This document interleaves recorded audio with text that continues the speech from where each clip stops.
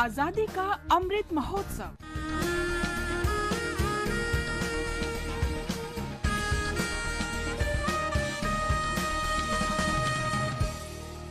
आजादी का सफर आकाशवाणी समाचार के संग। भारत का स्वतंत्रता संघर्ष आधुनिक विश्व के महानतम संघर्षों में से एक है।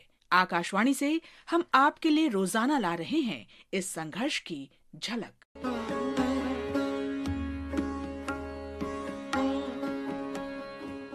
आज हम गांधीवादी और स्वतंत्रता सेनानी उषा मेहता को याद कर रहे हैं, जिनका जन्म 25 मार्च 1920 को सूरत में हुआ था। बचपन से ही वे ब्रिटिश शासन से संघर्ष में सक्रिय रूप से भाग लेने लगी थीं। 1928 में 8 वर्ष की अल्पायु में उषा ने पहली बार साइमन कमीशन के विरोध प्रदर्शन में हिस्सा लिया। बालिका होने के बावजूद वे शराब की दुकानों के सामने विरोध प्रदर्शन किया करती थीं और गुपचुप विभिन्न पर्चे बांटा करती थीं। नमक सत्याग्रह के दौरान उषा समुद्र का पानी अपने घर लाई और उससे नमक बनाया।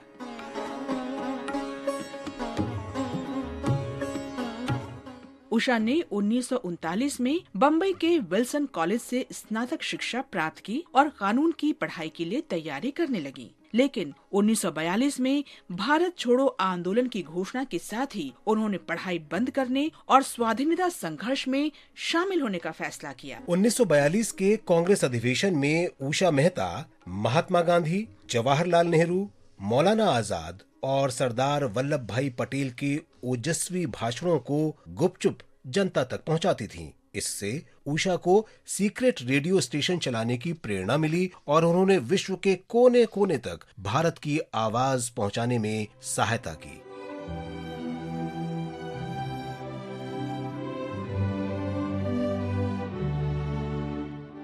चौदह अगस्त 1942 को उषा मेहता ने अपने सहयोगियों के साथ कांग्रेस रेडियो की पहली उद्घोषणा की। इस शो में उषा ने अंग्रेजी और हिंदी में न्यूज बुलेटिन्स पढ़े। हिंदुस्तान हमारा गीत के साथ शो आरंभ हुआ और अंत में वंदे मातरम बजाया गया। ब्रिटिश अधिकारियों की कड़ी निगरानी के बावजूद उनके रेडियो स्टेशन ने निडरता पूर्वक अंग्रेजों के दमन की खबर जन जन तक पहुंचाई। भूमिगत रहने के लिए उषा मेहता को बार बार अपना ठिकाना बदलना पड़ता था ताकि अंग्रेजों की नजरों से बची रहें। भारत छोड़ो आंदोलन के दौरान उन्होंने रेडियो स्टेशन की जगह कई बार बदली। 12 नवंबर 1942 को जब वे गिरगांव से शो संचालित कर रही थीं, तो पुलिस ने उषा मेहता और उनके साथियों को गिरफ्तार कर लिया। उषा को 4 वर्ष के सश्रम कारावास की सजा सुनाई गई। 1946 में जब उषा को रिहा किया गया तो वे बंबई में रिहा होने वाली पहली राजनीतिक कैदी बनी। जेल से रिहा होने पर उषा मेहता ने कहा, मैं प्रसन्नता और गर्व के साथ जेल से वापस आई, क्योंकि मुझे बापू का संदेश करो या मरो लोगों तक पहुंचाने का संतोष है और मुझे स्वतंत्रता के लिए इस योगदान पर गर्व है। 80 वर्ष की आयु में 11 अगस्त 2000 को उषा मेहता का निधन हो गया। अपने देश के लिए लड़ने का उनका जोश और उत्साह सच्ची प्रेरणा है। महान वीरांगना को शत शत नमन।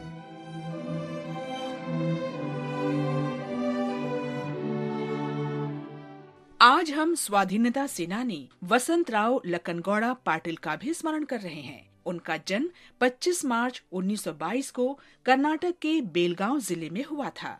पाटिल ने कोल्हापुर के राजाराम कॉलेज से उच्च शिक्षा प्राप्त की, लेकिन स्वतंत्रता आंदोलन में शामिल होने के कारण वे स्नातक की पढ़ाई पूरी नहीं कर सके। वसंतराव को डॉक्टर M.R. देसाई, आचार्य जावड़ेकर, N.S. हार्डिकर और बैरिस्टर खार्डेकर जैसे शिक्षकों से देशभक्ति और समाज सेवा की प्रेरणा मिली। कोल्हापुर में वसंतराव कट्टर स्वाधीनता सेनानी नाना पाटिल के संपर्क में आए, जिन्होंने स्वाधीनता संघर्ष में शामिल होने के वसंतराव के निर्णय को और मजबूती दी। नाना के मार्गदर्शन में वसंतराव आसपास के क्षेत्रों में विभिन्न गतिविधियों में संलग्न हो गए। इस कारण उनके छोटे भाई प्रताप राव की हत्या कर दी गई। छोटे भाई के निधन के दुख के कारण वसंतराव ने 1943 में कॉलेज छोड़ दिया और स्वाधीनता संघर्ष में अपने को समर्पित कर दिया। ब्रिटिश प्रशासन के अत्याचार के बावजूद वसंतराव ने और अधिक उत्साह के साथ गतिविधियां जारी रखी। वे क्षेत्र में मोस्ट वांटेड लोगों में शामिल हो गए और पुलिस ने उन्हें देखते ही गोली मारने के आदेश जारी कर दिए। स्वतंत्रता के बाद वीएल पाटिल 1962 से 1967 तक संसद के सदस्य रहे। 1969 में वसंतराव कई बार कर्नाटक विधानसभा के लिए निर्वाचित हुए। उन्होंने 1989 तक विभिन्न मंत्रालयों की जिम्मेदारी भी संभाली। वसंतराव को जीवन भर विभिन्न सामाजिक प्रयासों के लिए 2008 में इंदिरा गांधी सद्भावना नेशनल अवार्ड भी प्रदान किया गया। 9 दिसंबर 2012 को वीएल पाटिल का निधन हो गया। महान राष्ट्रवादी को नमन। इसके साथ ही आज की कड़ी यहीं संपन्न होती है। आजादी का सफर आकाशवाणी समाचार के संग कल फिर मिलेंगे नई कड़ी के साथ।